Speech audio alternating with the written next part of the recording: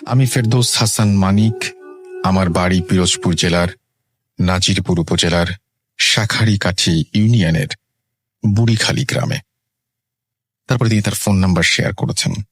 এরপর তিনি বলছেন, আমি প্রথমেই অনুরোধ করছি রাসেল ভাই, আমার ঘটনাটি যদি প্রচারের জন্য বেছে নেন, আমাকে দয়া করে বিষয়টি আগে অবগত করবেন।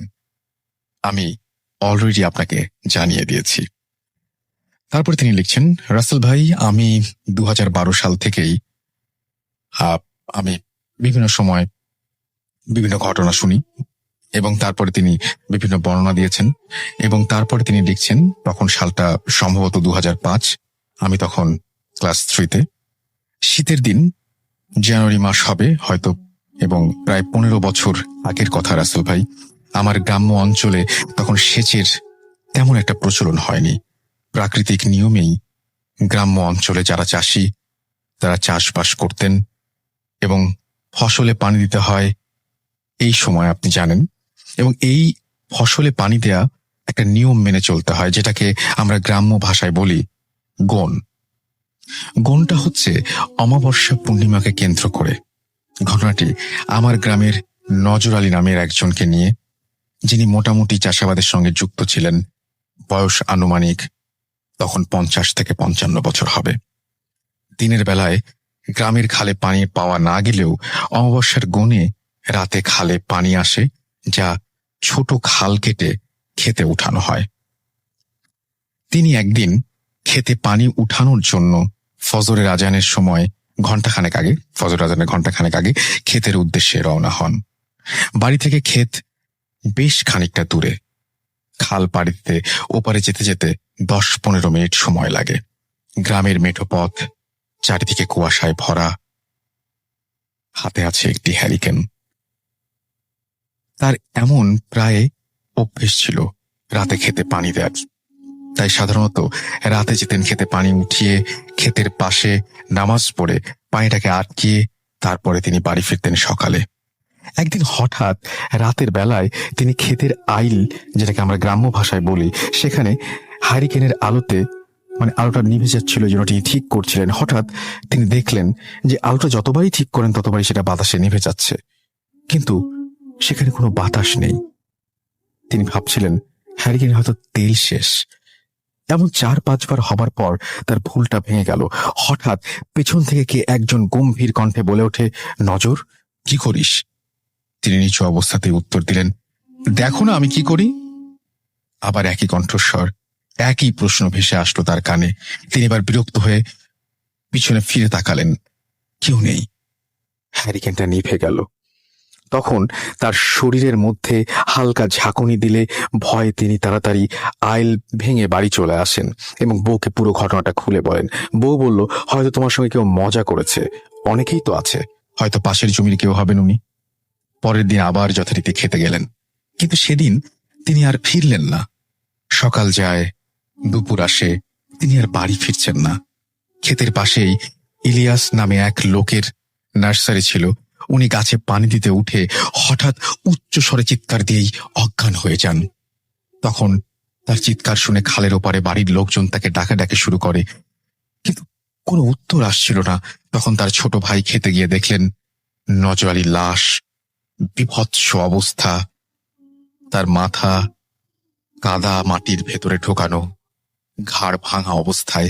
গ্রামে ঘটনাটি পুরোপুরি জানাজানি হলে সবাই তার বাড়ি থেকে লোকজন নিয়ে এসে লাশটিকে নিয়ে যায় এবং দাফনের ব্যবস্থা করে। ইলিয়াসের সেদিন থেকে জ্বর, 4-5 দিন বিছানায়।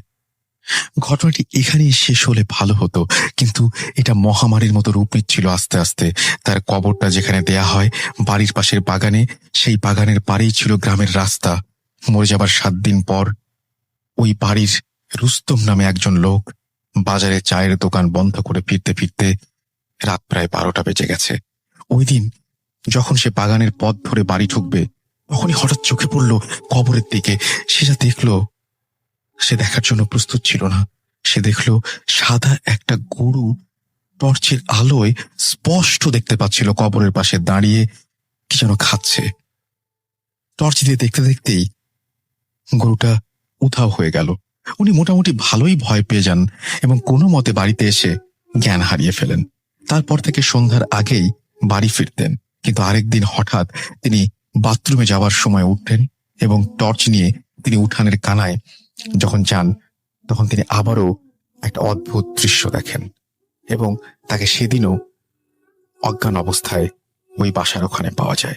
লোকজন জানতে চাইলে তিনি বলেন, বাগান থেকে 10 ফুট উচ্চতায় সাদা কাপড় পরা কেউ একজন আমাকে ডেকেছিল। তখন তিনি চিৎকার করার অনেক চেষ্টা করেন।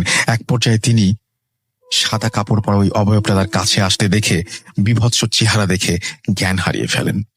এরপর শুরু হয় কবরের পাশে রাস্তা দিয়ে চলাচলের সময় এই একই ঘটনা, শুধু একজনের সাথে নয়, একে একে সবার সাথে। আমার নিজের কাকাও একদিন প্রচন্ড ভয় পান।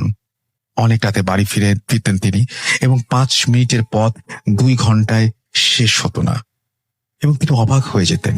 এই কবর ঘিরে এরকম একের পর এক রহস্যজনক ঘটনা ঘটতেই থাকে।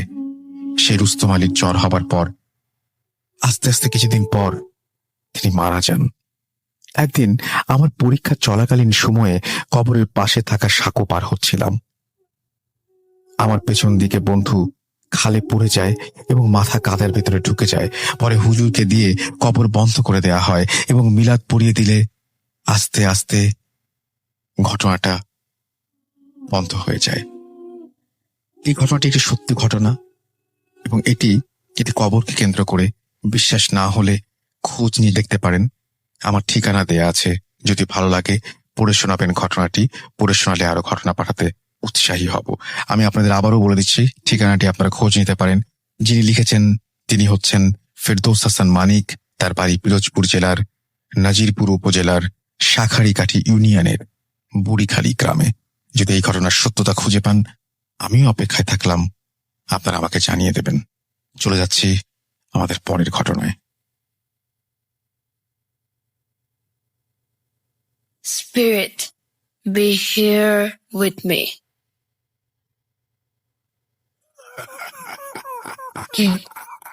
কে তুমি? Boot.com. The fear returns with Russell.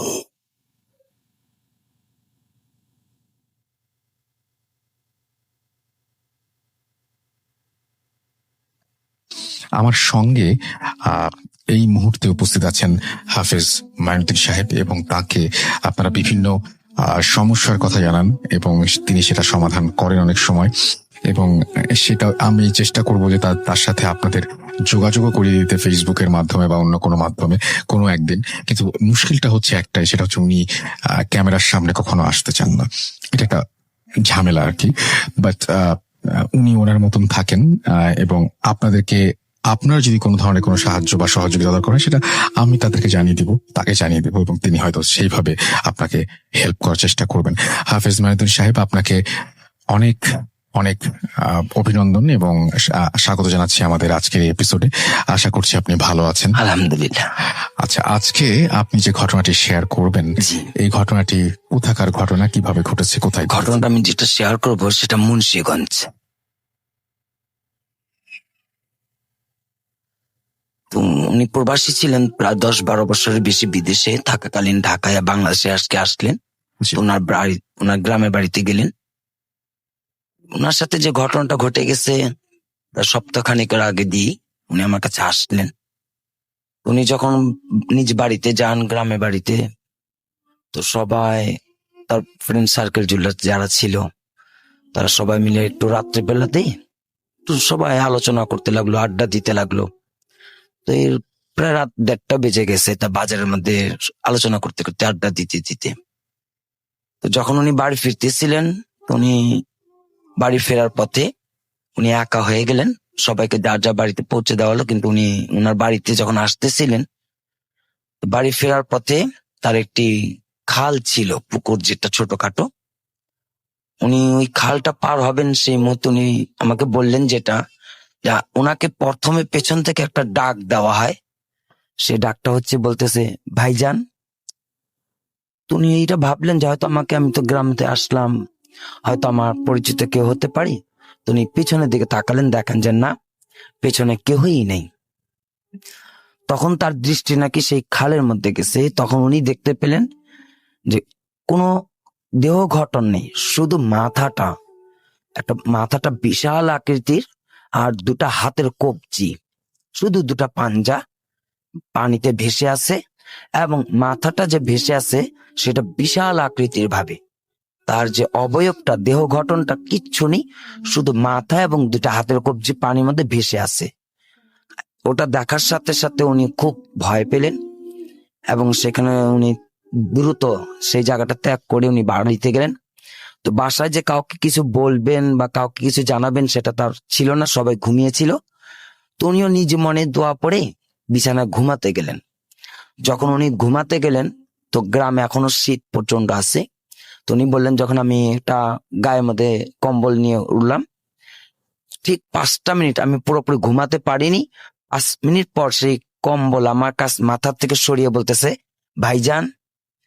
আমি আবার উঠলাম, চোখটা খুলে দেখলাম, বলে আমি অন্ধকার তো ছিল, কিন্তু যেটা আমার চোখে ভেসে আসলো, পানির মধ্যে আমি যা দেখে আসছি, দুটা হাতের কবজি এবং বিশাল আকৃতি যে মাথাটা, সেই বিকৃত চেহারাটা।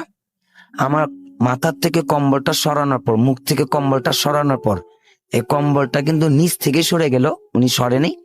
উনি বলতেছে আমার কম্বলটা নিচ থেকে সরিয়ে আমাকে ডাক দিতেছে, ভাইজান। তখন আমি আমার চোখ খুলে তাকিয়ে দেখি ঠিক ওই রকম, ঠিক ভাসমান অবস্থায় দুটা হাত এবং সেই চেহারাটা, বিকৃত চেহারাটা দেখা যাচ্ছে। তখন উনি একটা জোরে চিৎকার করে উনি অজ্ঞান হয়ে যান। পরবর্তীতে ওনাকে দিনের বেলাতে সুস্থ করা হয়। এমনিতেই গ্রামের তারা নিজস্ব ভাবেই একটু ভয় দেখানোর যে কথাটা উনি বললেন, উনি বলছেন যে না, এই গ্রামে এগুলো কিচ্ছু না, তুমি হয়তো নতুন আসছো অনেকদিন পর, ভয় ভীতি এমনি হতে পারে। তারা কিছু বলেনি। কিন্তু ঘটনা আবার সেদিন সন্ধ্যা রাত্রেতেই ঘটনাটি ঘটে। দিনের বেলাতে উনি খুব স্বাভাবিক ছিল। সবাই যখন ওনাকে বুঝালো যে এটা কোনো কিছুই না, তুমি হয়তো অনেক শুনছো গ্রামের বিষয়ে, স্বাভাবিক নিয়ে নাও, তো উনি দিনের সম্পূর্ণ সবকিছু তার ভালো ছিল এবং ঘুরতেও গিয়ে আসছে। সন্ধ্যার পরবর্তীতে ওনার শরীরটা খুব দুর্বল হয়ে পড়ে এবং উনি বলে যে আজকে আমি বাইরে যাব না, আমি সন্ধ্যার দিকে ঘুমিয়ে পড়বো। তো উনি বলতে লাগলেন যে আমি যখন ঘুমাতে গেলাম, সন্ধ্যা মানে রাত 8টা বেজে গেছিল, রাত 8টার দিকে উনি ওনার বেডরুমে যখন যাবেন, উনি বেডরুমে দেখতে পাইতেছেন যে কেউ ঘুমিয়ে আছে। তো উনি আওয়াজ দিলেন যে কে ঘুমাইতেছে, একটু আমাকে উঠো, আমি ঘুমাবো। ওনার আম্মুকে বা কাউকে নাকি জানাতে লাগলেন যে আমার বেডরুমে কে ঘুমিয়ে আছে, তুলতে বলো, আমি ঘুমাবো। তো সবাই বললো যে না, ওই ঘরেতে কেউ নেই, তুমি ভুল দেখতেছো, তুমি যা ঘুমাতে পারো, ওখানে কেউ নেই। পরবর্তীতে উনি ওনার বেডরুমে যখন গেলেন, যখন সেই তার চাদর জড়ানো ছিল, চাদরটা সরালেন, ঠিক ওই অবয়বটা মানে আকৃতির বিকৃত চেহারাটা আর দুইটা হাত তার বালিশের মধ্যে ওইভাবে রাখা, এবং সেইখানেও ওই একই শব্দ তার পেছন থেকে আসলো। সামনে তো উনি শুয়ে আছে, যে জি। বিকৃত চেহারাটা এবং হাতের কবজিটা, দেহ গঠন নেই, কোনো বডি নেই, আর পেছন থেকে আবার সেই একটা শব্দ আসছে, ভাইজান। তখন তিনি ওইখানে খুব অজ্ঞান হয়ে পড়ে। পরবর্তীতে তাকে যখন অন্যান্য হুজুরকে দেখানো হয়েছিল, সবাই বললো উনি বিদেশ থেকে আসছে, তো ওনাকে আপনার আত্মীয় স্বজন না কুফরি জাদু টোনা করছে, বান মারছে, এই করছে সেই করছে না। পরবর্তীতে আমার কাছে আসলো, ওনাকে জিন ধরছে। সেটা নিমতলি যে একটা এলাকা আছে, খুব ভয়ঙ্কর জিন, সেই তাকে জিনে আসর করা। পরবর্তীতে আলহামদুলিল্লাহ আমাদের এখানে আসার পরে ঠিকঠাক করে দেওয়া হয়েছে। এখন আজকে আমাকে বলা হয়েছিল যে মাঝে সাঝে শুধু ওই কথাটাই শুধু উনি আর কাজে আসে, কিন্তু চেহারা আর এবং হাতের কবজিটা দেখতে পারতেছে না। বলো যে আমি এইগুলো এখন দেখি না, কিন্তু ভয় ভয় লাগে, আর শুধু কানের মধ্যে শব্দটাই আমার আসে, ভাইজান ভাইজান বলে ডাকতে থাকে। তা আমি আজকে ফোন করে বলেছিলাম আচ্ছা আর হবে না, ঠিক হয়ে যাবে সবকিছু ভাইয়া, এটাই যে ওকে, কথা। আচ্ছা, আমার মনে পড়ে না যে আমি আপনাকে কখনো এই প্রশ্নটা করেছি কিনা। আপনি অনেক মানুষের ভয় যারা পায় তাদের সমাধান করে দেন এবং অনেক মানুষের ভয় ভাঙান। জি। এরকম কখনো হয়েছে যে আপনি কোন একটা কারণে আপনি কখনো ভয় পেয়েছেন? এরকম হ্যাঁ। আছে?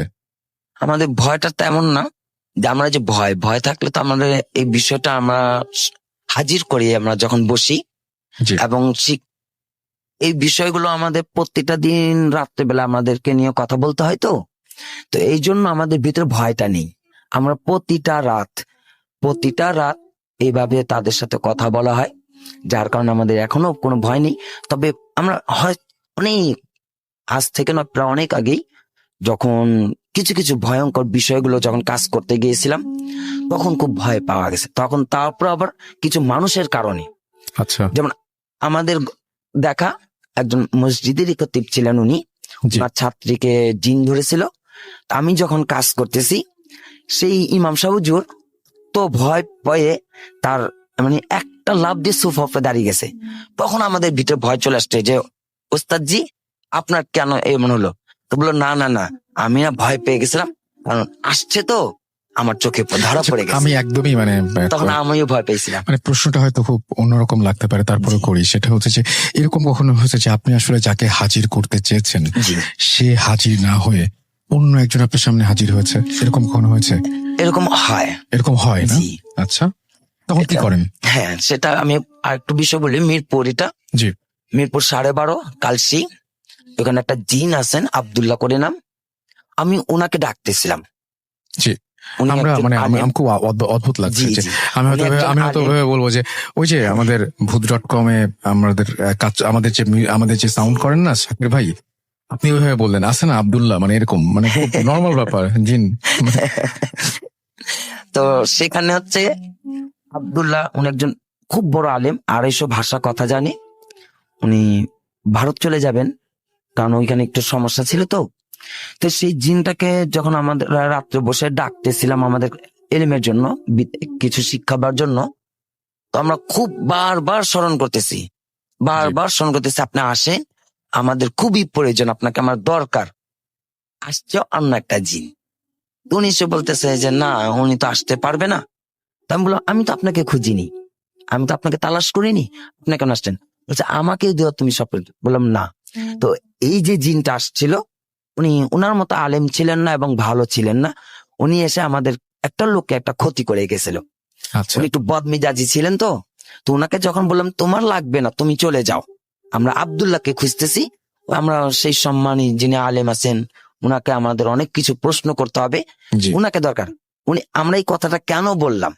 আর আমি বিশেষভাবে একটা জিনিস লক্ষ্য করেছি, জিনদের ভিতরে প্রচুর অহংকার, প্রচুর অহংকার। অর্থাৎ কিছু কথা বলবো, তাদের প্রচুর অহংকার এবং মেজাজ খুবই চড়া থাকে।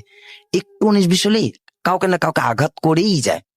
ওই আমি যখন ওনাকে ডাকলাম, তার ছোট একটা বাচ্চাকে এবং একটা মানুষটাকে মানে আঘাত করে গেছে। আজও পর্যন্ত সে ভুক্তভোগী চলতেছে। এখন ডাকলে সে আর আসে না, আচ্ছা, এখন আসে না। ওকে। আব্দুল্লাহ পর আসছিল, কিন্তু আমরা সমাধান আর পাইনি। অনেক ধন্যবাদ আপনাকে আমাদের সাথে এই ঘটনা শেয়ার করার জন্য, এবং আশা করছি যে আপনাদেরও ভালো লেগেছে, এবং কেমন লাগলো সেটা অবশ্যই আমাদেরকে জানাবেন। আমি সবচেয়ে বেশি আপনার সাথে কানেক্টেড থাকবো ইমেইলের মাধ্যমে, তাই আরো একবার মনে করিয়ে দিতে চাই আমাদের ইমেল অ্যাড্রেসটা। আমাদের ইমেল অ্যাড্রেস হচ্ছে russell.booth.com@gmail.com। স্পেলিংটা হচ্ছে russell.booth.com@gmail.com। এবং আপনারা যত সন্দেহই করেন না কেন, এই অ্যাড্রেসে যদি আপনি আমাকে ইমেল পাঠান তাহলে ভুল হওয়ার কোনো সম্ভাবনা নেই। সুতরাং আপনি চাইলেই এখানে কিন্তু আমাদের ইমেল পাঠিয়ে দিতে পারেন। সো দ্যাটস ইট, আমরা চলে যাব আমাদের পরবর্তী ঘটনায়। থ্যাংক ইউ, আপনাকে অনেক ধন্যবাদ মাইনুদ্দিন ভাই।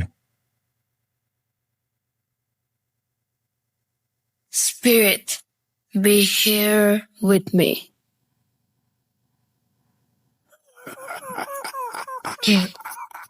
কে তুমি? Boot.com. The fear returns with Russell.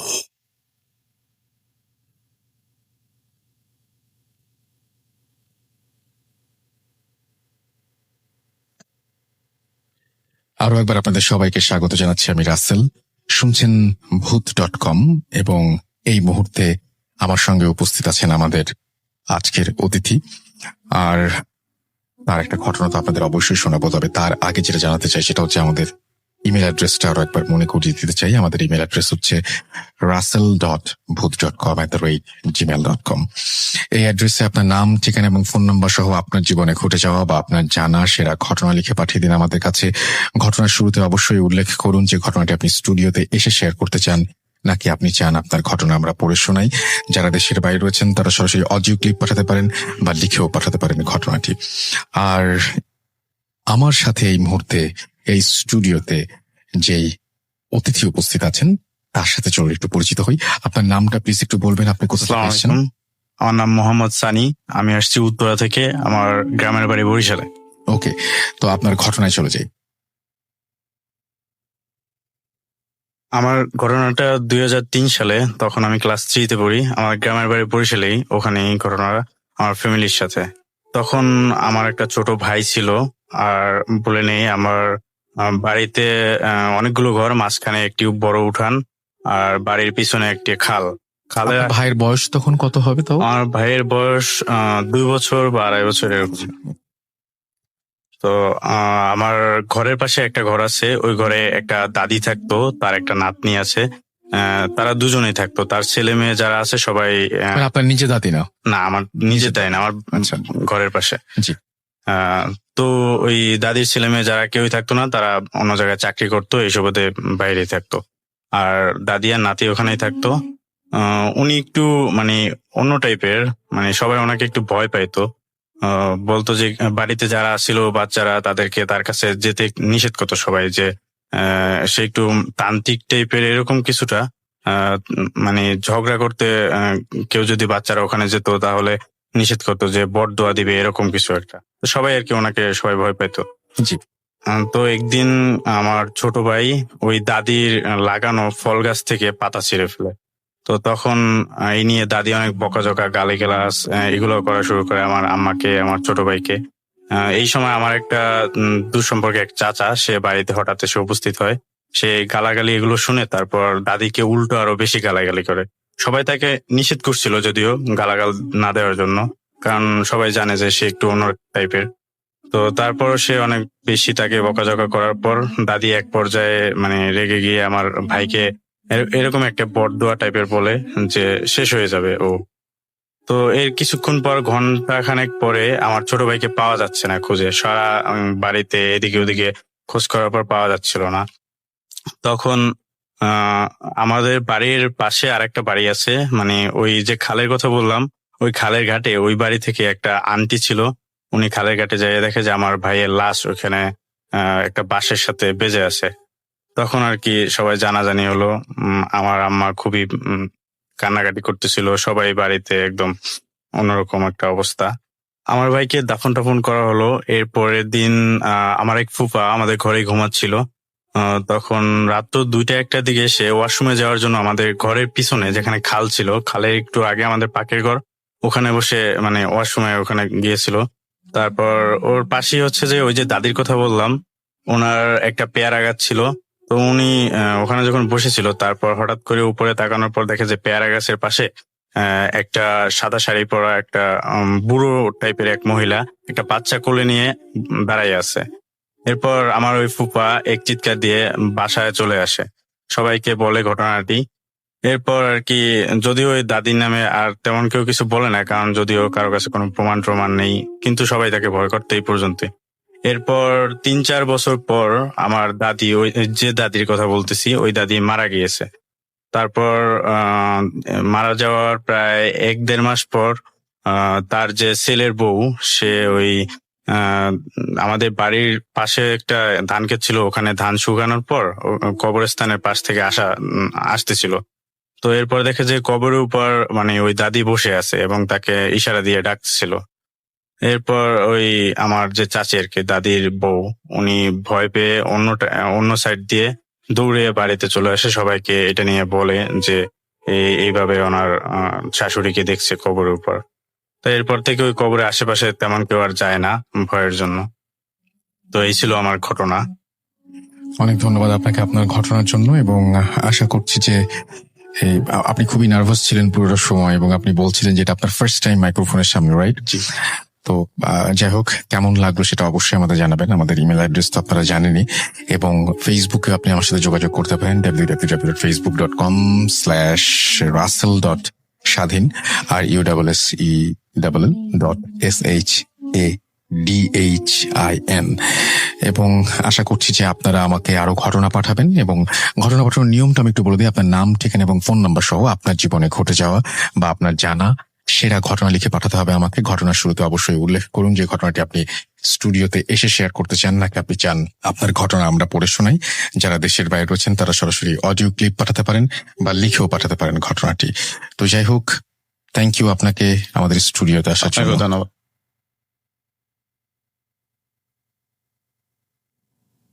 Spirit, be here with me.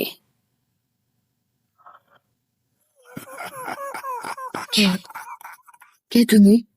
Boot.com. The fear returns with Russell.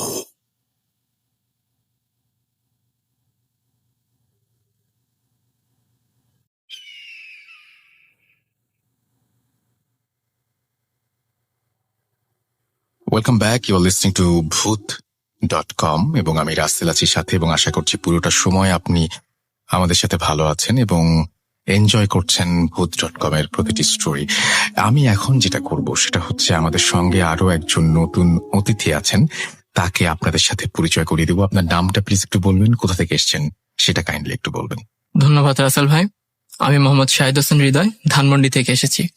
আপনাকে অনেক ধন্যবাদ এবং সেই সাথে আপনাকে আমন্ত্রণ জানাচ্ছি আমাদের ভূত.com এ। আমি শুরুতে একটু জানিয়ে দিই যে যেমন উনি ধানমন্ডি থেকে এসেছেন, আমি শুধু ধানমন্ডি বলবো না, পুরো বাংলাদেশ, পুরো পৃথিবী যে প্রান্তেই আপনি থাকেন না কেন, আপনি কিন্তু কানেক্টেড থাকতে পারেন ভূত.com এর সাথে। কিভাবে? আপনার ঘটনা পাঠিয়ে এবং আমাদের ফেসবুক পেজে আপনি যে কোনো সময় ভিজিট করতে পারেন। আমাদের সাথে ইমেইলে কানেক্টেড থাকতে পারেন। আপনার ঘটনা পাঠাতে আমাদের ইমেল অ্যাড্রেসটা মনে রাখুন।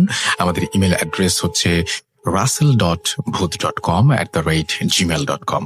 এখানে আপনার নাম, ঠিকানা এবং ফোন নাম্বার সহ আপনার জীবনে ঘটে যাওয়া সেরা ঘটনা লিখে পাঠিয়ে দিন আমাদের কাছে, বা আপনার জানা সেরা ঘটনা লিখে পাঠিয়ে দিন আমাদের কাছে। ঘটনার শুরুতে অবশ্যই উল্লেখ করুন যে ঘটনাটি আপনি স্টুডিওতে এসে শেয়ার করতে চান, নাকি আপনি চান আপনার ঘটনা আমরা পড়ে শোনাই। যারা দেশের বাইরে রয়েছেন তারা সরাসরি অডিও ক্লিপ পাঠাতে পারেন বা লিখেও পাঠাতে পারেন ঘটনাটি। আমি চলে যাব আমাদের পরবর্তী ঘটনায়। শুনি আপনার ঘটনা। ধন্যবাদ রাসেল ভাই। আমি এখন যে গল্পটি বলতে যাচ্ছি সেটি আসলে ছোটবেলায় আমার দেখা একটি ঘটনা। সেটি আপনার নিজের দেখা? জি, আচ্ছা, নিজের দেখা একটি ঘটনা। সেটি ঘটেছিল আপনার পুরান ঢাকা নবাবগঞ্জে। আমি ছোটবেলায় ওখানেই জন্ম নিয়েছি ওখানেই নবাবগঞ্জে, এবং সেখানে নবাবগঞ্জ এরিয়ায় নীলাম্বর শাহরোডে 5 নং নীলাম্বর শাহরোডে একটি বাসা ছিল, সেখানে আমি ছোট থেকেই থাকতাম। তো বাসাটার গল্পটা বলার আগে আমি বাসার বর্ণনাটা আগে আপনাকে দিতে চাই। মেন রোড দিয়ে ঢুকতেই যে গেটটা ছিল, সেই গেট দিয়ে ঢোকার পরে প্রথমে একটা অ্যাপার্টমেন্ট সিস্টেমের ছিল, 5 তলা অ্যাপার্টমেন্ট। ঠিক অ্যাপার্টমেন্টটা ছিল আপনার মেন গেট দিয়ে ঢুকলে হাতের ডানে, এবং তার সোজা ছিল একটা গলি, যেই গলি দিয়ে আপনার কিছু টিন শেডের বাড়ি ছিল, জি, এবং আমি সেই টিন শেড বাড়িতে ছোটবেলায় থাকতাম। তো ওখানে 2টা সারি ছিল, ডান দিকে ছিল 5টা এবং বাম দিকে ছিল 5টা টিনের জি। ঘরগুলো। এবং ঠিক যখন ওই গলির প্রথমেই ছিল আপনার 3টি টয়লেট, যার জি, জি। মধ্যে কর্নারটা ছিল একদম অফ। সেটা আমি ছোটবেলা থেকেই বন্ধ দেখছি, কিন্তু কেন বন্ধ সেটা কেউ কখনো বলেনি। তো 3টে টয়লেট শেষ হওয়ার পরে যে একটি কল ছিল, চাপ কল, সেখানে 10টা ফ্যামিলি ওইখান থেকে পানি নিত। কিন্তু কলের ঠিক এই জায়গাটা সামনের দিকেই ছিল, মাঝামাঝিতে একটি ডাব গাছ, এবং ডাব গাছের সাথে একটা কারখানা ছিল, যেটা আপনার 2 ভাই মিলে, একজন কারখানার অর্ধেকে আপনার ওয়ালেট তৈরি করতো এবং অর্ধেক তৈরি করতো টুপি। তো ঠিক তার এই কারখানার ডাব গাছ এবং ওই কারখানাটার এই সাইডে যেই রাস্তাটা ছিল, একটা চিপা গলি, ওই গলিতে দিনের বেলাতেও কেউ ঢোকার মতো সাহস পেত না। কেন ভাই? কারণ অনেকে বলে যে গলিটা নাকি ভালো না। আচ্ছা। যে যখনই গেছে কখনো ভয় পেয়েছে, রাতের বেলায় উল্টো পাল্টা স্বপ্ন দেখতো, এরকম অনেক কথাই সেখানে প্রচলিত ছিল। এবং যখন পাকিস্তান আমলের আগে ওই জি, যেখানে ব্রিটিশ আমলে। কারখানাটা ছিল, সেখানে ধরেন আপনার একটা মন্দিরও ছিল। সেটা ওই জি। বাসারই যারা পুরনো ছিল তারা বলেছিল এখানে একটা মন্দির ছিল। দেশ হওয়ার পরে সেগুলো তুলে নিয়ে চলে গেছে, তখন এখান থেকে যে বসবাসের উপযোগী হয়ে ওঠে। তো মেন ঘটনায় আসি। সেই 10টা ফ্যামিলির মধ্যে ডান পাশের মধ্য যে রুমটা ছিল, সেখানে একটা মেয়ে বাস করত। তার নাম ছিল নার্গিস। তো আমরা সবাই তাকে নার্গিস আন্টি বলেই ডাকতাম। তো দেখা যাচ্ছে যখন আমি ক্লাস 3-তে পড়ি, এই ঘটনাটি তখন থেকেই শুরু হয়। আমি একদিন স্কুল থেকে যখন আসি দুপুর 2টা বাজে, তখন দেখি আন্টি ঠিক দৌড়ে যে কর্নারের বন্ধ বাথরুমটা ছিল তার পাশে একটা পাইপ ছিল, পাইপটা বেয়ে সে ওখানে যে টিনের যে ছাদগুলো থাকে সেখানে উঠে যাচ্ছে। তো আমি প্রথমে একটু ভয় পেলাম, কি ব্যাপার উনি উঠে যাচ্ছে আর এভাবে বেয়ে বেয়ে কিভাবে উঠে যাচ্ছে। পাইপটা উঠতে গেলেও কিন্তু একটু ধরে সেইভাবে উঠতে হয়, বা এক পা টয়লেটের গেটের এখানে পাড়া লেখে একটা সাপোর্ট দরকার পড়ে, বাট তিনি এমনি এমনি উঠে যাচ্ছেন। তখন আমার না খুব ভয় লাগলো, কারণ তখন আমি এমনিও ছোট, দেখলেই খুব গা শিরশির করে ওঠে। তো ঠিক সেখানে যে কারখানার 2জন ছিল, 2 ভাই, তারা খুবই শক্তিশালী ছিল। তো তারা তাকে টেনে নামানোর চেষ্টা করছে, বাট পারতেছে না। তো 3-4 জন মিলে দেখলাম তাকে টেনে ধরে নিয়ে যাচ্ছে, কিন্তু কেউ তার শক্তিতে কুলিয়ে উঠতে পারতেছে না। তো জিনিসটা খুব ভয়, সবাই বাড়ির জড়সড় হয়ে গেল এবং সে এমন ভাবে চিৎকার দিচ্ছে, মনে হচ্ছে চিৎকারটা তিনি দিচ্ছেন না। মানে আমি যদি কোনো কথা বলি, আমার পিছন থেকে কেউ যদি আপনার করে সাউন্ড করে, ঠিক সাউন্ডটা ঠিক এইরকম মনে হচ্ছে, একটা অন্যরকম আর্তনাদ চিৎকারের সাথে। তো তখনই আমার আম্মু আমাকে দেখে ধরে নিয়ে বললো যে তুমি রুমের মধ্যে ঢোকো। আমি রুমের মধ্যে ঢুকে গেলাম। তো তাকে নিয়ে রুমের মধ্যে বেঁধে রাখা হলো একটা দড়ি দিয়ে, বাট দড়িটাও পর্যন্ত ছিঁড়ে গেল, এতটুকু তার গায়ে শক্তি। বাসার সবাই খুব ভয় পাচ্ছে কি হচ্ছে। তো দড়ি ছিঁড়ে 2-3 জনকে ধাক্কা দিয়ে সে আবার বের হয়ে যায়, এবং আবার বের হয়ে ঠিক যে বাথরুমের উপর দিয়ে ছাদে উঠে যেতে লাগলো। তখন যে পারছে সবাই তাকে ধরে টরে নিয়ে এসে পাশের রুম থেকে একটা ছিকল ছিল, যেটা কোরবানির সময় ওই 2 ভাই মিলে গরুটাকে আটকে রাখতো যাতে চুরি টুরি না হয়ে যায়। তো তারা ওইটা দিয়ে তাকে বেঁধে রাখলো, দড়ি ইউজ করলো, সবকিছু দিয়ে বেঁধে রেখে করে দিল। ঠিক বিকালবেলা পাশের একটা মসজিদ থেকে একজন ইমাম সাহেবকে আনা হলো। তো ইমাম সাহেব যখন আসলো, এসে বললো যে আমি যখন রুমের মধ্যে ঢুকবো, ঠিক একজন শক্তিশালী লোক আমার সাথে থাকবেন তাকে ধরার জন্য, একজনের বেশি থাকবেন না।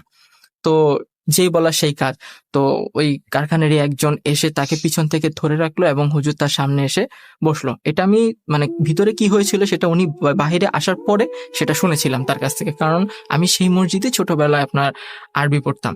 তো তিনি যখন বাহিরে এসে বলল যে আসলে এটা আমার কিছু করার নেই, কারণ সময় এখন শেষ হয়ে গেছে, এটা তাকে অনেক আগে থেকেই তাকে ধরেছে। বলতেছে কি ধরেছে, এটা বলছে যে এটা একটা বদ জিন, যেটা তাকে না নিয়ে ছাড়বে না। এবং আমি অনেকভাবেই মানানোর চেষ্টা করেছি, সে কোনোভাবেই মানবে না, কারণ তার ভিতরে যা কিছু আছে এখন সব প্রায় নষ্টের দিকে। সে তার হাতে হয়তোবা সর্বোচ্চ কয়েকদিন সময় আছে এবং সে তাকে নিয়েই যাবে। যদি বড় বড় কবিরাজও আনা হয় তাহলেও এটাকে রিকভার করার কোনো অপশন নেই। তো সবাই এটা খুব চিন্তিত হলো, কান্নাকাটি করলো। তো 2 দিন ধরে সে এইরকমই মানে ছোটাছুটি করতে থাকলো, সবাই বেঁধে রাখে, এই করে রাখে। কিন্তু হুজুর যাওয়ার টাইমে বলেছিল আমি আপনাকে যেই চালের গুঁড়োটা দিয়ে গেলাম এটার সাথে কিছু ময়দা মিক্স করে আপনি ঠিক ও যে খাটটাতে বসে আছে খাট থেকে 2 হাত বরাবর আগে নিয়ে ওই চালটা করে দিবেন, সে সেখান থেকে বের হবে না। সে ছোটাছুটি করবে, ভাঙচুর করার চেষ্টা করবে, কিন্তু সে বের হবে না, ওই জায়গার মধ্যেই থাকবে। তো 2 দিন পর হঠাৎ করেই তিনি একটু সুস্থ, সবাইকে ডাকতেছে যে মা এখানে আসো। আমরা বারান্দা থেকে সব শুনতে পারতেছি সে তার মাকে ডাকতেছে। তো তার মার সাথে বাড়ির আশেপাশে যে কয়জন ছিল তারাও গেল, আমিও সেখানে গেলাম। যার পর যখন জিজ্ঞেস করলো যে মা তোমরা আমাকে বেঁধে কেন রেখেছ, তো তার মা বলতেছে যে তুই কি কিছু জানিস? বলে যে আমি তো কিছু জানি না, কি হয়েছে? তখন বলে তুই এই কাণ্ড কারখানা করেছিস। তখন সে প্রায় 2 থেকে 3 মিনিট চুপ। আমরা দাঁড়িয়ে শুধু তার নীরবতা দেখতেছি। তখন দেখলাম 3 মিনিট পরে সে কান্না করে দিল। তখন সে বলতেছে মা তোমাকে আমি অনেক আগে বলেছিলাম যে তুমি আমাকে একটা কারো ভালো হুজুরের কাছে নিয়ে যাও, আমার খুব সমস্যা হচ্ছে, তুমি আমাকে গুরুত্ব দাও নাই। তা কি হয়েছিল? তার পাশেরই এক আন্টি জিজ্ঞেস করলো যে আসলে কি হয়েছিল তোমার? তখন বলছিল যে ঠিক একদিন দুপুর 12টার সময় আমরা ওই বাথরুমের উপর দিয়ে টিনের চালে উঠে ওই পাশে যে আম গাছ আছে, আম গাছ থেকে আম পাড়তে গিয়েছিলাম। তখন আম গাছ থেকে আম পাড়ার টাইমে যখন তার সাথে যে বান্ধবী সে আম নিয়ে চলে যাচ্ছে, বললো যে তুই থাক, আমি একটা বোল নিয়ে আসি, সেই বোলের মধ্যে আমগুলো রাখবো, হাতে রাখা যায় না। ও যখন চলে গেল আমি তখন সেখানে একা ছিলাম। একা থাকা অবস্থায় দেখি কি ওই আম গাছের ঠিক উপরে একজন প্রায় মধ্যবয়স্ক মহিলা নাকি বসেছিল। তো সে তাকে বলতেছে যে তুই আমার কাছে আয়, আমি তোকে অনেক আম দিব। তো সে বলছে যে আপনি কে? কয়, তুই আমার কাছে আয়। তো আন্টি তার কথা না শুনে ওখান থেকে পালিয়ে চলে আসে, কিন্তু সে তখনও তার মাকে এই কথাটা বলেনি। তো রাতের বেলা যখন তিনি নাকি ঘুমিয়ে থাকতো, তো তিনি তো ঘুমাতো বারান্দায়, আর বারান্দার এই পাশে বেড়া দেওয়া ছিল, মনে হতো বেড়ার ওখান থেকে তার চুল কে যেন টান দেয়। সে সকালবেলা উঠে তার মাকে বলতো যে মামা, কে যেন আমার চুল টান দেয়। তখন সে বলতো, ধুর, এসব কিছুই না, এটা তোর মনের ভুল। তখন সে বলছে আচ্ছা ঠিক আছে, মনের ভুল। তো তখনও পর্যন্ত সে মহিলার তার কথা বলেনি, যাকে সে দেখেছিল ওই আম গাছের ঠিক উপরে। তো এরকম নাকি 3 দিন 4 দিন হয়ে যেত। সে যখন রাতের বেলা টয়লেট করার জন্য একা বাথরুমে যেত, তখন সে বাথরুম থেকে যখন আসার পথে মাঝে মধ্যে ফিল হতো কেউ যেন তার পিছনে পিছনে আসতেছে। সে তারপরও তার মাকে ডাক দিত, বলতো যে মা মা গেটটা খুলো তাড়াতাড়ি, আমার না ভয় লাগতেছে। ওর মা তাড়াতাড়ি উঠে যেত, বললো কোথায় যাচ্ছিস? বললো যে টয়লেটে গেছিলাম, এখন আসলাম, মনে হলো পিছনে কেউ আছে। ওর মা তখনও গুরুত্ব দেয়নি। ঠিক এরকম গুরুত্ব দিতে না দিতে জিনিসটা আরো প্রায় অবনতির পর্যায়ে চলে যায়, এবং সেটা সে দেখেছিল ওই ঘটনার 3 থেকে 4 বছর আগে। তো তখন লাস্ট সময় হঠাৎ করে যখন কথা বলার মাঝখান থেকেই তার গলার ভয়েস কেমন জানি অটোমেটিকলি ভারী হয়ে যাচ্ছিল। তো সেটা দেখে আমার আম্মু আমাকে বললো যে বাবা তুমি রুমে চলে যাও। আমি বলছি না, আমি থাকি। না, তুমি রুমে চলে যাও, তোমার এখানে থাকার কোনো দরকার নেই। তো আম্মু যখন ওই ঘটনার প্রায় 15-20 মিনিট পরে যখন রুমে আসলো, জিজ্ঞেস করলাম আম্মু কি হয়েছিল, আমার আব্বু তখন ওই আমার সাথেই ছিল। তখন বললো যে হঠাৎ করেই তার শরীরে ওইটা চলে আসছে। সে বলতো যে আমি তাকে না নিয়ে থামবো না। সবাই নাকি মাপ টাপ চাইছে, তার মা ওর পায়ে ধরছে যে আমার মেয়েকে ছেড়ে দেন। বলছে না, আমি তাকে ছাড়বো না। আমি তাকে বলেছিলাম যে তুই বিয়ে করিস না। সে বিয়েটা কেন করলো, এটাতেই তার রাগ। তো বলছিল আপনি তো একজন মহিলা, আপনি তো কোনো পুরুষ জিন না যে আপনি ওকে নিয়ে যাবেন। ওকে আমি বলছিলাম তুই বিয়ে করিস না, বিয়ে না করলে তোর জন্যই ভালো হবে। আমি ওকে অনেকভাবে ডাকার চেষ্টা করেছি, অনেকভাবে ডাকছি, সে শুনেনি। সেটাই তার জন্য সব থেকে বড় ভুল। আর তাকে বলেছিলাম যে তুই রাতের দুপুরবেলা কখনো ছাদে উঠবি না। সে আমার কথা শুনেনি। এখন আমার আর কিছু করার নাই। তো ঠিক তার 2 থেকে 3 ঘন্টা পরেই আমরা কান্নার আওয়াজ শুনতে পেলাম। যখন সবাই দৌড়ে এখানে গেলাম, ততক্ষণে দেখি আন্টি আর বেঁচে নেই। এটাই ছিল আপনার ঘটনা, রাইট? এটাই ছিল আমার ঘটনা। যাই হোক, চমৎকার ঘটনা শোনালেন আমাদেরকে, এবং এই জন্য আপনাকে অনেক অনেক অনেক অনেক ধন্যবাদ। আশা করছি যে আপনাদের এই ঘটনাটি ভালো লেগেছে। যদি আপনাদের কাছে এরকম ঘটনা থাকে তাহলে আমার কাছে অবশ্যই পাঠিয়ে দিবেন, এবং আমাদের ফেসবুক পেজ অবশ্যই ভিজিট করতে ভুলবেন না।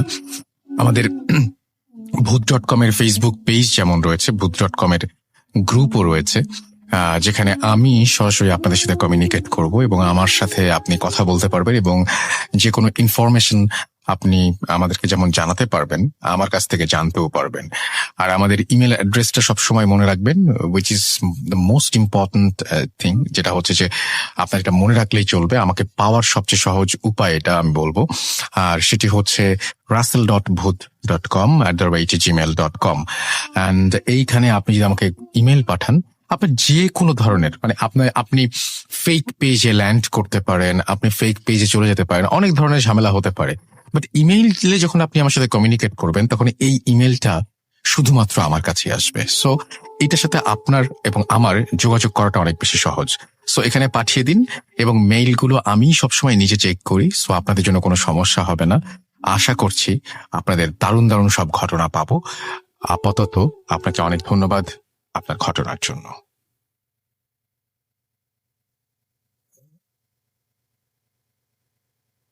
Spirit, be here with me.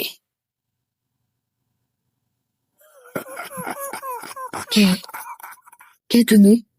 Booth.com. The fear returns with Russell.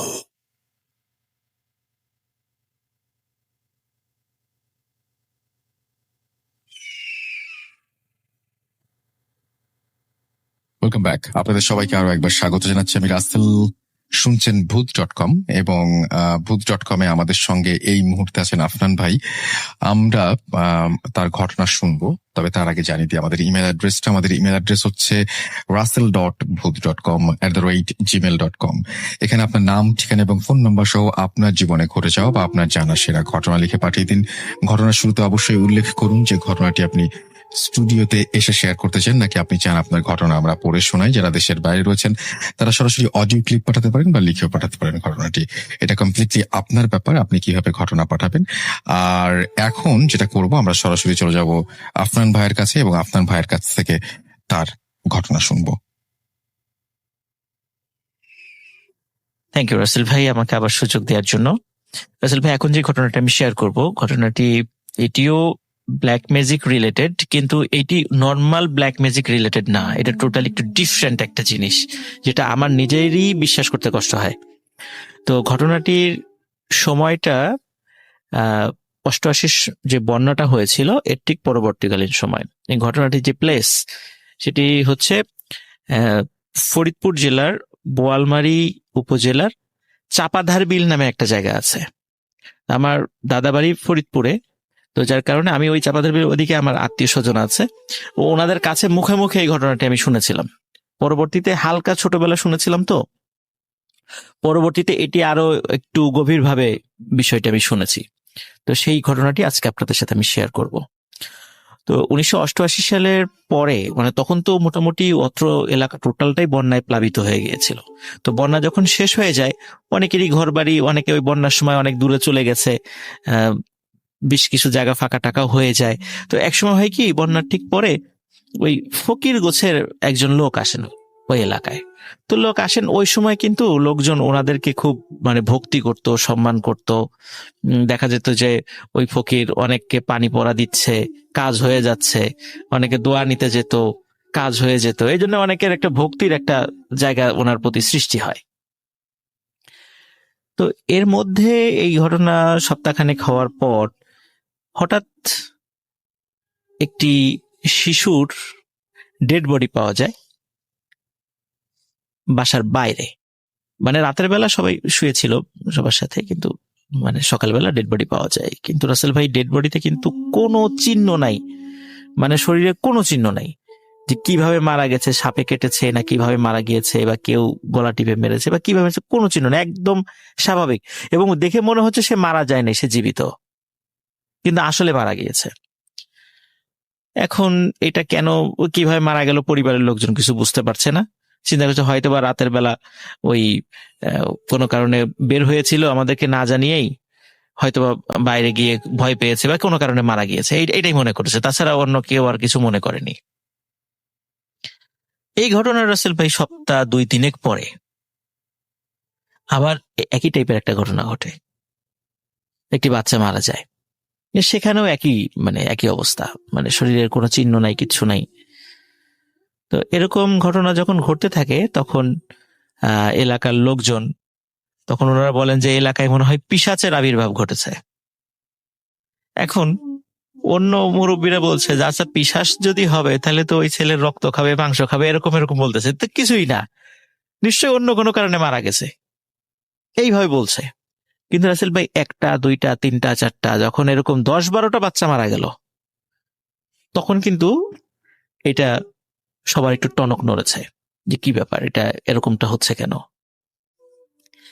আর ওদিকে কিন্তু ওই তান্ত্রিকের কাছেও তারা গিয়েছে যে কি ব্যাপার বলেন তো, বলে যে তোমাদের এখানে এরকম, সেই বলেছে যে একটা পিশাচ আসছে, তোমরা এটা করো, এরকম গরু কুরবানি দাও, খাসি কুরবানি দাও, এটা করো ওইটা করো, এরকম রিচুয়াল করো, এরকম সে এই বিষয়গুলো বলতো।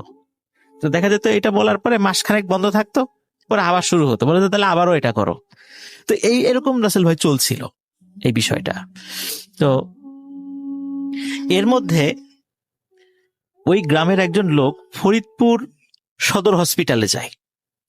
ফরিদপুর সদর হসপিটালে যায়, ওনার একজন দুঃসম্পর্কের আত্মীয়, উনি হসপিটালে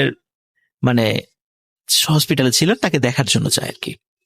তো দেখার জন্য গেলে উনি কোনো কারণে ওই দিন রাত্রে আর আসতে পারেন নাই, ঝড় বৃষ্টির সময় ছিল, রাত্রে আসতে পারেন নাই। তো আত্মীয় স্বজন বলে যে এত রাত্রে যেহেতু যেতে পারবে না, তো আজকে রাত্রে আমাদের সাথেই থেকে যাও, হসপিটালেই থাকো, আমরা তো আসি আত্মীয় স্বজন, কালকে সকালে যাও। উনি বলে আচ্ছা ঠিক আছে, একদম স্বাভাবিকভাবে উনি বলে আচ্ছা ঠিক আছে আমি থাকি। তো উনি গভীর রাত্রে রাসেল ভাই, উনি একটু ওয়াশরুমে যাওয়ার দরকার হয়, উনি ওয়াশরুমে যাচ্ছেন, হঠাৎ করে দেখে কি হসপিটালে ওই একজন ইসের আবির্ভাব করছে, ওই যে সেই তান্ত্রিক আসছে। তান্ত্রিক এসে একজন রোগীর সাথে কি যেন কথা বলে হাতে কি যেন দিয়ে উনি চলে গেলেন। উনি চিন্তা করে যে কি ব্যাপার, ওই তান্ত্রিকটা এখানে আসছে। উনি আর তেমন কিছু মনে করেন নাই। তো তারপর পরের দিন সকালে চলে যান। তো পরবর্তীতে উনি বাড়িতে ফিরে গিয়ে ওই তান্ত্রিকের সাথে দেখা হয়, বলে যে আপনাকে দেখলাম হসপিটালে, গেছিলেন কেন, এরকম মানে এমনি নর্মালি বলছে। তখন বলার পরে বলে যে তুমি ওখানে কি করতে।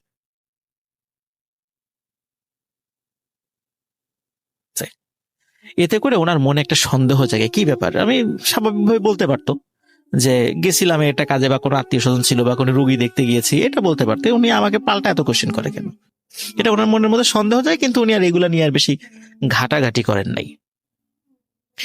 ওনারও কিন্তু রাসেল ভাই একটা বাচ্চা ছিল। তো একদিন রাত্রেবেলা শুয়ে আছে, হঠাৎ করে ওনার বাচ্চা ওনাকে বলছে যে বাবা আমাকে বাইরে কে যেন ডাকছে। বলে কে ডাকে? আমার বন্ধু ডাকতেছে। বন্ধু? এত রাত্রেবেলা তোমার বাচ্চা মানুষ, সে কি এত, তার বাসা কোথায়, এখন এত রাত্রেবেলা সে তোমাকে ডাকবে নাকি? বলে না আমি ডাক শুনতেছি, আমাকে যেতে হবে, ও যাইতেই হবে। মানে সে কিছুতেই রাখা যায় না ঘরের মধ্যে, জোর করে ঘরের মধ্যে আটকে রেখেছে যে না এত রাতে বাইরে যেতে প্রয়োজন, আমি বাইরে যাচ্ছি, দেখি সে কোথায়। এখন উনি নিজেই দরজা খুলে বাইরে বের হয়ে কাউকে উনি পান না। তখন উনি চিন্তা করেন যে এই নিশ্চয়ই ওই হয়তোবা প্যারানর্মাল কিছু ডাকাডাকি করছে, কিন্তু ওনারা কোনো ডাক শোনেন নাই। প্রথম রাত্রে এরকম হয়, দ্বিতীয় রাত্রে রাসেল ভাই আবার ওই বাচ্চা বলে যে আমাকে ডাকতেছে। তখন বলে যে না বাইরে কেউ ডাকে না, আমরা কেউ কোনো ডাক শুনি না। বলে না ডাকতেছে, আমি বাইরে যাবই। কিছুতেই ধরে রাখা যায় না, উনি নিজেই আবার বাইরে গিয়েছে হারিকেন নিয়ে। ওই সময় তো গ্রামের লোক টর্চ লাইট ওরকম ছিল না, হারিকেন নিয়ে গিয়েছে, কিন্তু বাইরে কাউকে দেখে না। তখন থার্ড ডে, তখন ওই দিন রাতের বেলা হঠাৎ করে ওই ঘুম থেকে উঠে দেখে ওনার বাচ্চা পাশে নেই, দরজা খোলা। ওনার তাড়াতাড়ি করে হারিকেন নিয়ে বের হয়ে বাড়ির থেকে একটু বাইরে গিয়ে দেখে ওনার বাচ্চা পড়ে আছে মাটির উপরে, এবং ঠিক অন্যান্য বাচ্চা যেভাবে মারা গিয়েছিল ঠিক একই রকম ভাবে সেও মারা গিয়েছে। তখন উনি পরের দিন গ্রামে বলেন যে আমার বাচ্চা মারা গেছে, তো গত 2 দিন এই ধরনের ঘটনা ঘটেছে, যে কে যেন ডাকে রাতের বেলা। মানে তার ফ্রেন্ড বা তার বন্ধু ডাকে, স্কুলের প্রাইমারি স্কুলের বন্ধু ডাকে। তখন কে হইতে পারে, তার সব প্রাইমারি স্কুলের বন্ধুদেরকে বলে না আমরা তো কেউ এরকম ডাক দেয় না, রাতের বেলা যাওয়া তো প্রশ্নই আসে না, দিনের বেলায় তো যাই না বা খুব কম যাই, রাতের বেলা তো কোনো প্রশ্নই আসে না। এরপর রাসেল ভাই গ্রামের লোকজন যখন একটু সতর্ক হয়ে গেল, তখন অনেকেই রাত্রেবেলায় নিশি ডাক শুনতো এবং বাচ্চাদেরকে বাইরে যেতে দিত না, মনে হতো বাচ্চারা বাইরে গেলেই মারা যাবে। কিন্তু কেন, মানে এই ঘটনাটা কেন ঘটছে এটা কেউ জানতো না, এইটা কেউ রহস্য উদ্ঘাটন করতে পারে নাই। একদিন ওই যে যিনি মানে হসপিটালে একজনকে দেখতে গিয়েছিলেন, দেখতে গিয়ে তান্ত্রিককে দেখেছিলেন, তো ওনার যে আত্মীয় অসুস্থ ছিলেন সেই আত্মীয়র বাড়িতে গিয়েছে। আত্মীয়র বাড়িতে যাওয়ার পরে সুস্থ হয়ে গেছে, বিভিন্ন কথা হচ্ছে, কথার একটা পর্যায়ে ওনার আত্মীয় বলেন যে আমার পাশের বেডে না, মানে পাশের রুমের বেডে একজন খুব মানে অসুস্থ রোগী ছিল, তো ডাক্তার বলেছে তার বাঁচার আশা শেষ। এমনি বয়স্ক মানুষ, হঠাৎ রাতারাতি সে সুস্থ। তো অদ্ভুত ব্যাপার, ডাক্তাররাও অবাক যে এরকম হঠাৎ রাতারাতি সুস্থ হয়ে গেল, সুস্থ হয়ে বাড়ি চলে গেছে। তাই নাকি?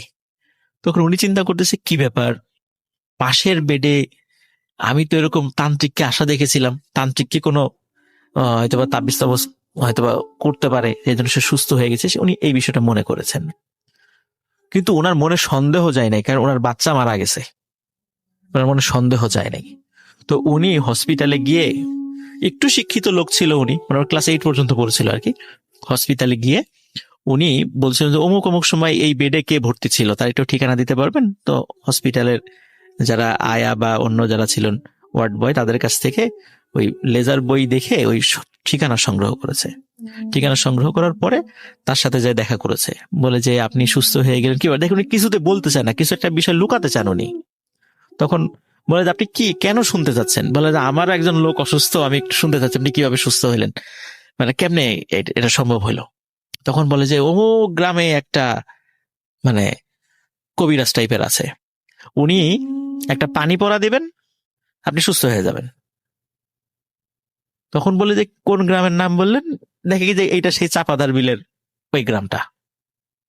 তখন উনি খুব অবাক হন, উনি আর কিছু বলেন না, বলে আচ্ছা ঠিক আছে আমি তার কাছে যাব। তো রাসেল ভাই, এর পরে ঘটনা যেটি জানা যায় এবং এটা হাতে নাতে ধরা পড়ে উনি, সেটা হলো উনি রাতের বেলা উনার কিছু পোষা মানে বন্দি করা কিছু জিনদেরকে দিয়ে বিভিন্ন বাচ্চাদেরকে মানে তার পরিচিত লোকদেরকে দিয়ে ডাক দেয়াতেন। এটা ওই এলাকায় নিশি ডাক বলে। তো ওই বাচ্চারা যখন বের হয়ে আসতো ওই ডাকটা শুধু বাচ্চারাই শুনতো, অন্য কেউ শুনতো না। তখন যখন বের হয়ে আসতো, সব দিনে কিন্তু না, ওই মানে আপনার অমাবস্যা পূর্ণিমা কিছু তিথি হিসাব করে করে, তখন ওই বাচ্চারা বের হয়ে আসার পরে নাকি উনি ওই বাচ্চার কাছে গিয়ে মাথায় হাত রাখতেন। হাত রাখার সাথে সাথে ওই বাচ্চা মারা যেত, ভয়ঙ্কর ব্যাপার তো এটা। সাথে সাথে মারা যেত। এবং বলা হয়তো যে ওই হাতটা রাখার পরে ওই হাতটা নিয়ে মানে আবার একটা মানে এটা মাটির একটা পাত্রর মতো, ওর ভিতরে পানি থাকতো, ওই হাতটা ওই পানির মধ্যে উনি চুবাইয়ে দিতেন এবং ওই পানিটাই রাসেল ভাই বিভিন্ন লোককে উনি খাওয়াতেন এবং ওই পানিটা খাওয়ার পরে সুস্থ হয়ে যেত লোককে।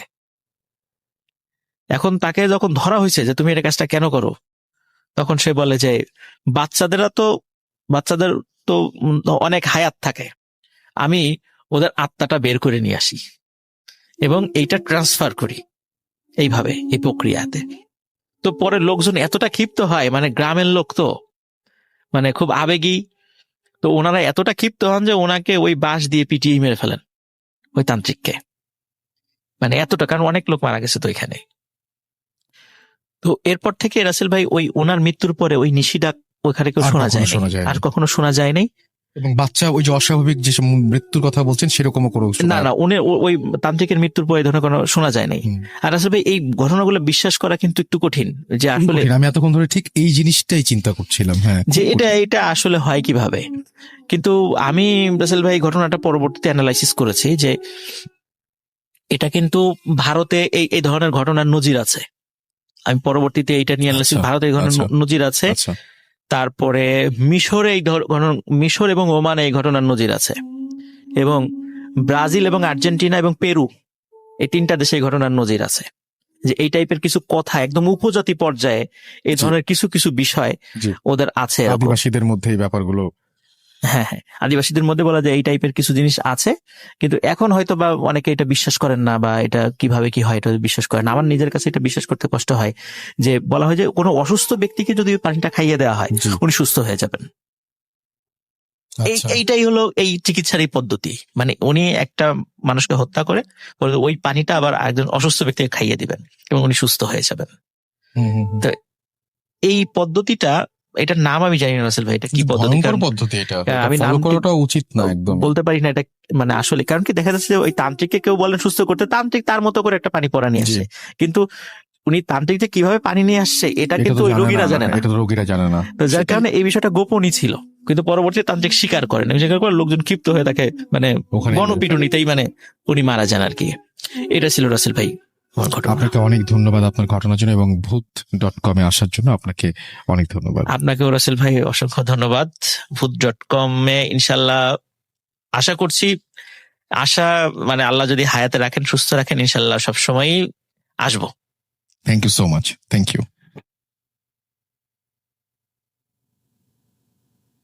Spirit, be here with me.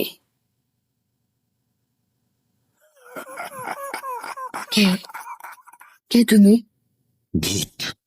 Boot.com. The fear returns with Russell.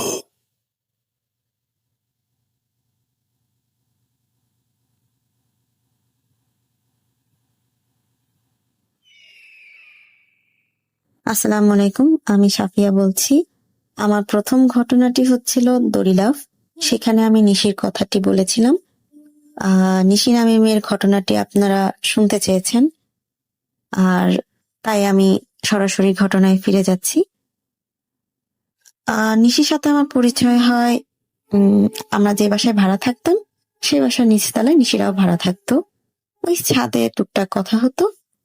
তো একদিন নিশির মানে নিশির মাম্মা আমাকে যেটা বললেন যে আমার মেয়েটাকে উম ঝিনে আছর করে মাঝে মাঝে সমস্যা হয়। তো আমি বললাম আন্টি একটু খুলে বলেন, তাহলে বললে ভালো হতো।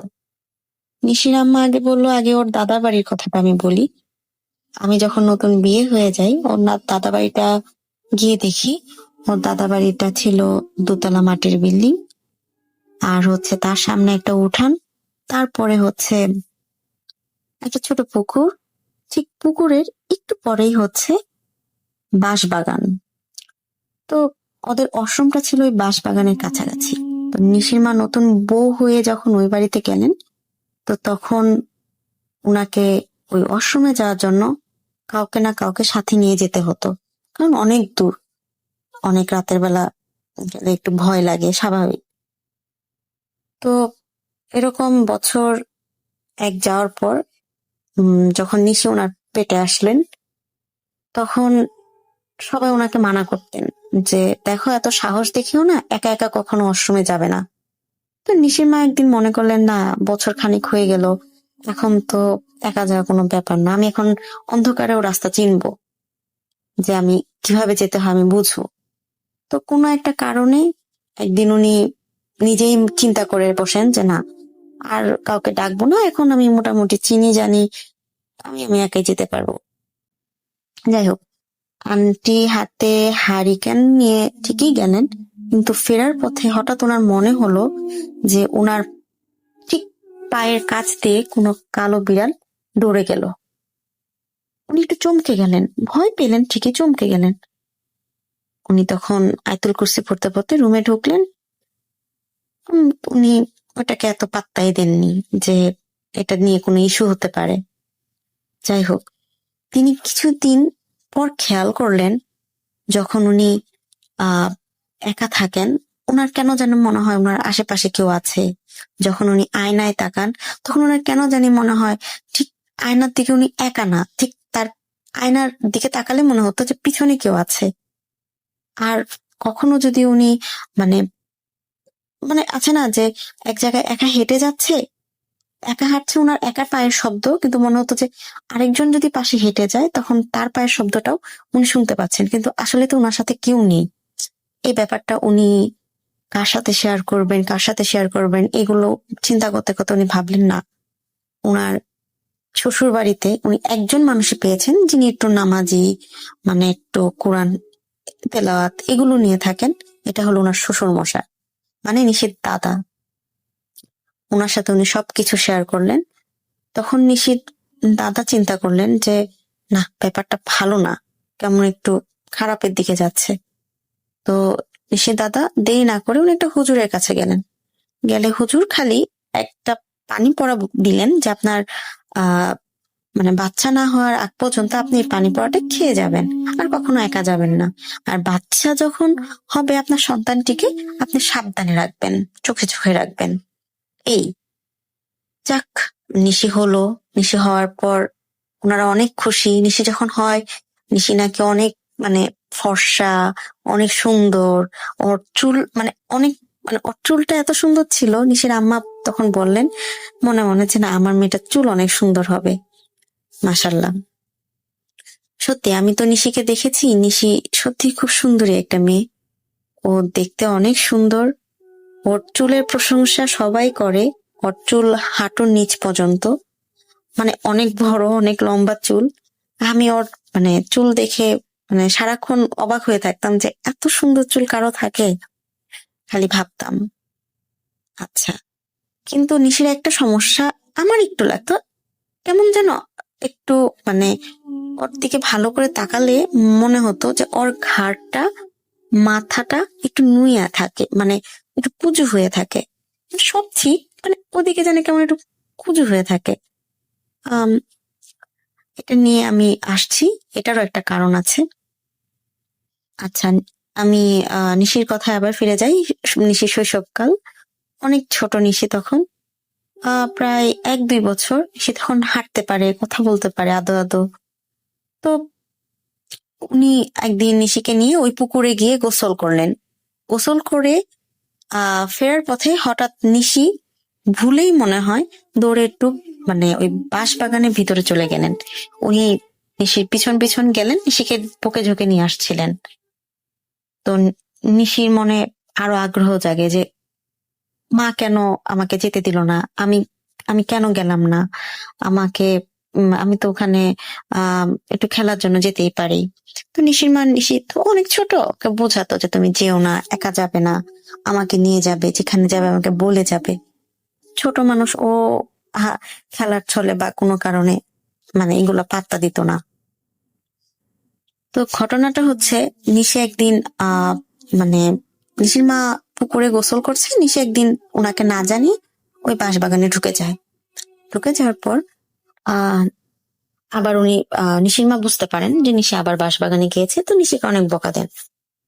তো উনি হঠাৎ নিশিকে নিয়ে বাসায় চলে আসেন, কিন্তু নিশির দিকে তাকিয়ে উনি খেয়াল করলেন যে নিশির বাঁ পায়ের নুপুরটি নেই, হারিয়ে গিয়েছে। উনি খোঁজার জন্য ওই বাঁশবাগানে গেলেন, কিন্তু পেলেন না। উনি সারা বাড়ি খুঁজলেন, পেলেন না। ওনার কাছে একটু সন্দেহ মনে হলো। নিশিকে বললেন, তুমি এটা কি হারিয়েছো, নাকি খুলে ফেলেছো, নাকি কাউকে দিয়ে দিয়েছো? নিশি বলল, মা আমার মনে নেই। তো মনে নেই এটা ওনার কেন যেন মনে হচ্ছিল না, যে উনি বুঝতে পারছেন না যে কিছু একটা হয়েছে, নুপুরটা হারাবে কিভাবে। যাই হোক, নিশি একদিন হঠাৎ এমন হলো যে নিশির মা খেয়াল করলো নিশি কারোর সাথে কথা বলে। খেলার সময় একটা পুতুল নিয়ে খেললেও এমন একটা ভাবে পুতুল নিয়ে খেলে মনে পাশে কেউ বসে আছে। আর নিশি যখন বারান্দায় যখন একা যায় বা জানালার কাছে যখন একা দাঁড়ায়, নিশি এমন ভাবে কথা বলে যেন ওর সাথে কেউ কথা বলছে, ও তার উত্তর দিচ্ছে। তো নিশির মার ব্যাপারটা ভালো লাগে না। উনি সাথে সাথে একটি হুজুরের সাথে, ওই যে সেই হুজুরটার কথা, যে হুজুরটা নিশি হওয়ার আগে উনি ওই হুজুরটার কাছে গিয়েছিলেন, ওই হুজুরটার কাছে এবার নিশির জন্য যান। উনি বলেন, আপনাকে বলেছিলাম আপনার নিশিকে সাবধানে দেখে রাখতে, আপনার বাচ্চাটিকে সাবধানে দেখে রাখতে, আপনি রাখেননি। তো নিশির মা বলে, কেন, কি হয়েছে? উনি যেটা বললেন যে নিশি ভুল ক্রমে ওই বাঁশবাগানে ঢুকে যায়, আর ঢুকে যাওয়ার পর ওখানে একটি 1000 বছরের পুরনো মহিলা জিন ছিল। উনি একটি ধ্যানে ছিলেন। নিশির নুপুরের শব্দ শুনে ওনার রাগ হয়েছিল। উনি কি করেছেন, নিশিকে যেন মানে রাগে চোটে, উনি বুঝতে পারেনি এটা শিশু কি শিশু না, উনি ওনাকে জোরে থাপড় দেন। যার ফলে আপনি কখনো খেয়াল করেছেন আপনার নিশির যে ঘাড়ে একটি চিহ্ন রয়েছে, আপনি দেখেছেন? তো সাথে সাথে নিশির মা নিশির ঘাড়ের দিকে তাকান, বলল, হ্যাঁ তাই তো। এটা কেন হয়েছে জানেন? না, কারণ উনি ধ্যানে ছিলেন 1000 বছর। উনি এত সাধনার মধ্যে ছিলেন যে উনি বুঝতে পারেননি যে উনি কাকে মারছেন। যখন মারার পর উনি দেখতে পান যে একটি শিশু, তখন ওনার মনে অনেক মায়া হয়। সে মনে মনে নিশিকে পছন্দ করে ফেলে, কারণ আপনার নিশি দেখতে অনেক সুন্দর। জিনটি আপনার নিশিকে নিজের সন্তানের মতো ভালোবাসে। সে চায় আপনার সন্তানটিকে নিয়ে যেতে। সেটা আজকের থেকে না, সেটা যখন একটা জিন, ওই যে কালো জিনটি ছিল, যে কালো বিড়ালটির কথা বলেছিলেন, এই কালো বিড়ালটি হচ্ছে তারই বংশধর কেউ। হ্যাঁ, সে আপনাকে যে আমি পানি পড়াটা দিয়েছিলাম, সে পানি পড়াটার কারণে সে আপনার সন্তানটিকে ক্ষতি করতে পারেনি, না হলে সে চেয়েছিল আপনার এই সন্তানটিকে ক্ষতি করতে। আপনি পানি পড়া খাওয়ার পর যখন নিশি হয়, তখন আপনি পানি পড়া খাওয়াটি বন্ধ করে দেন, আর যার ফলে তারা নিশিকে নেওয়ার জন্য পাগল হয়ে যায়। যাই হোক, এরপর থেকে আন্টি নিশিকে পানি পড়া খাওয়ান, ওই জিনটি থেকে রক্ষা পেতে চান। কিন্তু জিনটি নিশিকে এত ভালোবাসেন যে উনি এখান থেকে মুক্তি চান, মানে মুক্তি দিলেও উনি যাবেন না এমন অবস্থা। উনি প্রতিজ্ঞা করেছেন হুজুরের কাছে, জিনটি, যে উনি নিশির কোনো ক্ষতি করবে না, মাঝে মাঝে নিশির সামনে আসবে, আর নিশিকে উনি ক্ষতি করবে না। এই তবে আমার কাছে যেটা মনে হয়েছে, আন্টির কাছে যেটা মনে হয়েছে, নিশির মধ্যে একটা পাওয়ার চলে আসে। কিরকম? যে ও কিছু অগ্রিম কথা বলতে পারে, মানে এটা আমার জীবনে ঘটবে সে বলে দিতে পারতো বা গেস করতে পারতো যে এটা হবে বা এটা উচিত না, যেটা আমার দড়িলাভ ঘটনাটিতে আমি বুঝতে পেরেছিলাম বা আমি আপনাদের বোঝাতে চেয়েছিলাম যে ও আমাকে কি একটা মেসেজ দিতে চেয়েছিল, যেটা আমি বুঝতে পারিনি তখন। হলে হয়তো আমার ওই দুঃখের দিনটা আসতো না। এই ছিল নিশির ঘটনা। বাসা পরিবর্তন হওয়ার পর নিশির সাথে আমার আর কথা হয়নি, দেখা হয়নি। আসলে ওই জিনটি ততদিন পর্যন্ত নিশির সাথে থাকবে যতদিন না নিশির 18 বছর পূর্ণ হবে। জানি না এখনো কি ওই জিনটি ওর সাথে আছে না নাই। যাই হোক, আপনারা জানতে চেয়েছিলেন ঘটনাটি, আমি আপনাদের সাথে শেয়ার করলাম।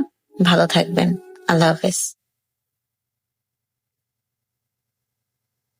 আরো একবার আপনাদের সবাইকে স্বাগত জানাচ্ছি, আমি রাসেল। শুনছেন ভূত.com এবং দেখতে দেখতে আরো একটা এপিসোডের সমাপ্তি। আশা করছি যে এই এপিসোডটি আপনাদের অনেক বেশি ভালো লেগেছে, আনন্দ দিতে পেরেছে। যে মানুষগুলো এখানে ছিল তাদেরকে আপনারা ভালোবেসেছেন এবং তাদের ঘটনা আপনাদেরকে ভয় দেখিয়েছে যেমন, আনন্দ দিয়েছে তেমন। তো যাই হোক, আজকের মতো এখানেই শেষ করব। কথা হবে আবারও আগামী শুক্রবার, এবং সেই পর্যন্ত সবাই ভালো থাকুন, সুস্থ থাকুন, মোস্ট ইম্পর্টেন্টলি স্বাধীনে থাকুন। এবং আমার যেটা মনে হয় যে আপনাকে যেটা বলতে চাই যে আমাকে ঘটনা পাঠান আরো বেশি করে। আমাদের যে ঘটনা, সেই ঘটনা পাঠানোর জন্য আপনাকে আমার ইমেল অ্যাড্রেসটা মনে রাখলে চলবে। আমাদের ইমেল অ্যাড্রেস হচ্ছে rasel.booth.com@gmail.com। এছাড়া আমাদের ফেসবুক পেজ ভিজিট করুন, আমাদের গ্রুপ আছে, সেই গ্রুপে আপনি লিখে পাঠান আমাদেরকে। আমরা আপনার অপেক্ষায় আছি আপনার কথা শোনার জন্য, এবং সরাসরি এখানে আমি আপনাকে অ্যান্সার করব। সো আমার সাথে সরাসরি কথা বলতে পারবে, এবং যে কোনো পরামর্শ দিলে আমি সেই পরামর্শটা আমি চেষ্টা করব এক্সিকিউট করার। তো যাই হোক, আজকের মতো এখানে শেষ করছি। কথা হবে আবার শুক্রবার। টাটা।